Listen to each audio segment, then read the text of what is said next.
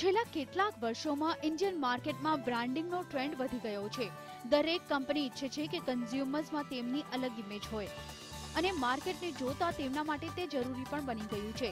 જાણકારોની માનીએ તો બ્રાન્ડિંગમાં સૌથી જરૂરી હોય છે કંપનીનો લોગો, જેની સીધી અસર કન્ઝ્યુમર પર પડે છે.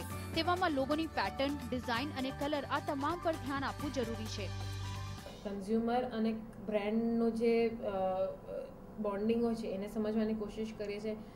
એ રિલેટેડ એ લોકોનો વિઝન સ્ટેટમેન્ટ કંપનીનો શું છે એ સમજવાની કોશિશ કરે છે અને બેઝડ ઓન દેટ અમે લોકો એક કલર શોર્ટલિસ્ટ કરતા હોય છે કે ભાઈ હા આ લોકોના આ કન્ઝ્યુમર સાથે આ રીતનો કલર એ લોકોને વધારે રિફ્લેક્ટ કરશે.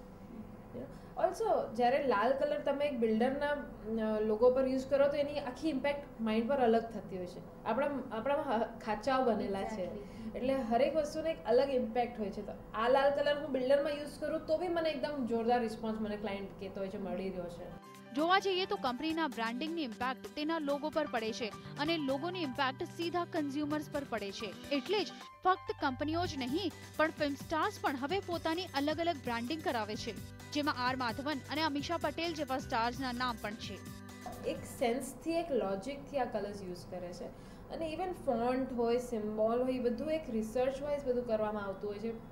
જ્યારે અમારી પાસે જેમ કે આર માધવન એક્ટર છે કે અમીષા પટેલ છે, એ બધા જ્યારે અમારી પાસે આવતા હોય છે પોતાના લોગોસ કરવા માટે કે પછી અમારા ઘણા બધા બ્રાન્ડ્સ અમે કરીએ છીએ બ્રિટાનિયા માટે, એસોટિક્સી ટ્રાવેલ્સ અને ઘણા એવા બ્રાન્ડ જેના અમે લોગો કરતા હોય છે. અમે લોકો ખૂબ જ ભલે ઇન્ડિવિજ્યુઅલ હોય કે કંપનીઝ હોય ખૂબ જ એમાં રિસર્ચ કરતા હોય છે.